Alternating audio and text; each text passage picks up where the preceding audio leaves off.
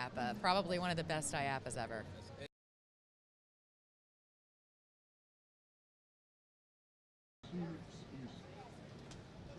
Hey everybody, this is Dwayne from Coastract. I'm here with Lauren Woodweaver of Sally Corporation. How you doing, Lauren? I'm doing great, Dwayne. How are you?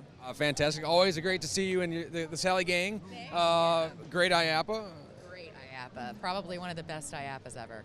It's definitely in the top two for me because I've been to two. I've been to like 20. I know you've been to a lot. We've seen it from afar, but we're getting a lot of great footage and all the stuff you have going on here.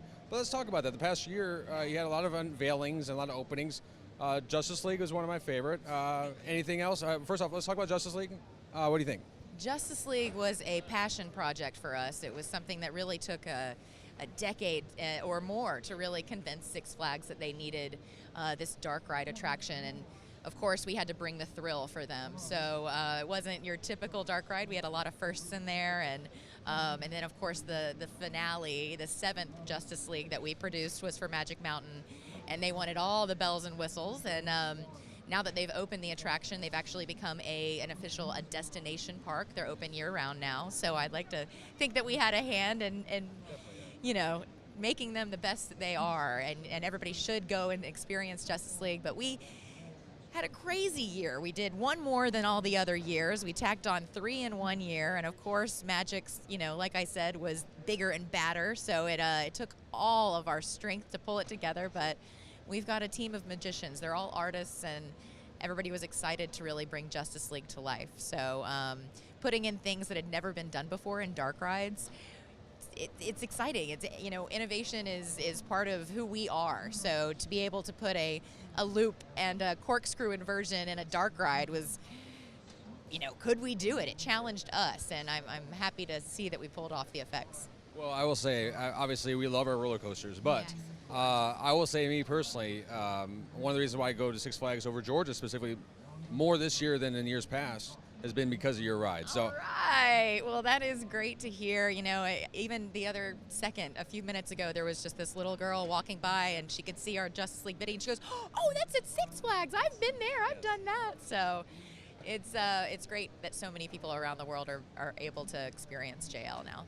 It's definitely a good challenge. It brings a lot of things together, a lot of great partners, and you guys head that up, so that's fantastic. Now, what else do you have going on? Because that's not the only thing you have going on. Oh, no. Now we are spreading our wings internationally. We are doing a dark ride in Peru.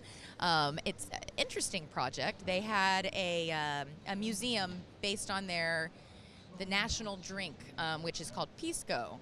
I've heard it's terrible to try. I have not tried it. I'm innocent, although I'm not one to turn down a beverage, but doesn't sound appetizing to me. But we are creating a dark ride for them based on the land of Peru, and we have our character here at the show that's going to be their greeter character. So the dark ride will actually be on the 5th floor.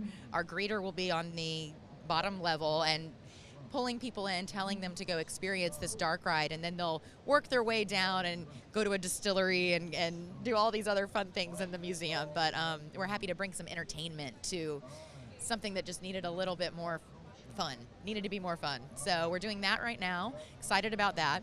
And then we're also putting in Sweden's first interactive dark ride ever. It's a take on our Ghost Blasters attraction. I believe that they're calling it the Ghost Hunt.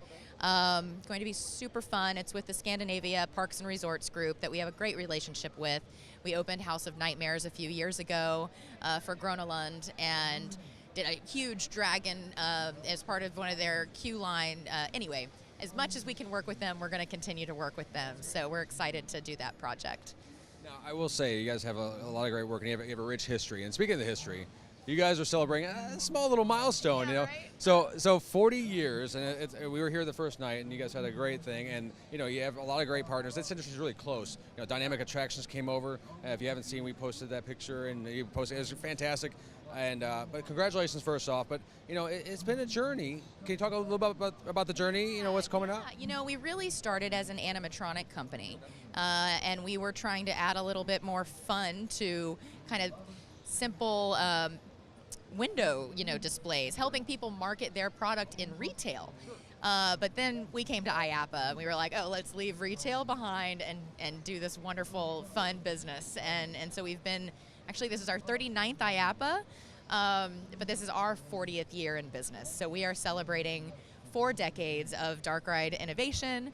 And we still do beautiful animatronic characters, but now we really like to put them in dark ride experiences. So we actually have 2 new products that we debuted at the show this year.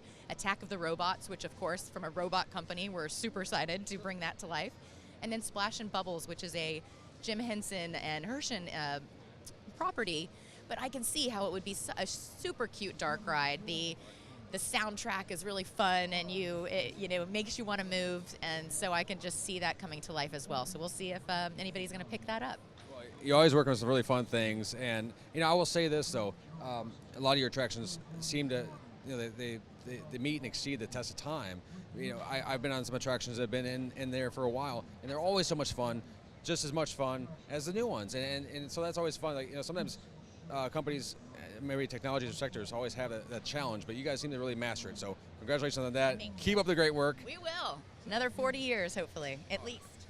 Yeah, at least 40 years. So everybody, Coaster Act, if you've not been on a Sally Corporation ride anywhere, you definitely got to check it out. Whether it's Battle for Metropolis, there's so many out there.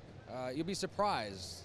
Some of the rides you've probably already been on, they've been touched and mastered because of Sally Corporation. So thanks so much for your time. Thank you, Dwayne. It's always great to see you and talk to you.